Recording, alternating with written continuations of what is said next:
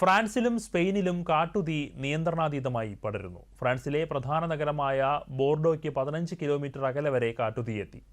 മേഖലയിൽ ചെറിയ തോതിൽ മഴ ലഭിച്ചത് തീയണയ്ക്കാനുള്ള ശ്രമങ്ങൾക്ക് ആശ്വാസം പകർന്നിട്ടുണ്ട്. എങ്കിലും പുതിയ ഉഷ്ണതരംഗം പ്രവചിക്കപ്പെട്ടിട്ടുള്ളതിനാൽ തീ പൂർണ്ണമായും അണയ്ക്കാൻ ആഴ്ചകളെടുക്കുമെന്നാണ് വിലയിരുത്തൽ. തീച്ചൂടിനെ തുടർന്നുണ്ടായ അതിശക്തമായ വരണ്ട വായുപ്രവാഹവും അതിനൊപ്പം രൂപപ്പെട്ട ഇടിമിന്നലും ചേർന്ന് ഫ്രാൻസിലെ ജിറോണ്ടിൽ ഫയർ തണ്ടർസ്റ്റോം എന്ന അപൂർവ പ്രതിഭാസമുണ്ടായി. പ്രതിസന്ധി വിലയിരുത്താൻ ഫ്രഞ്ച് പ്രസിഡന്റ് ഇമ്മാനുവൽ മാക്രോൺ അടിയന്തര യോഗം ചേർന്നു.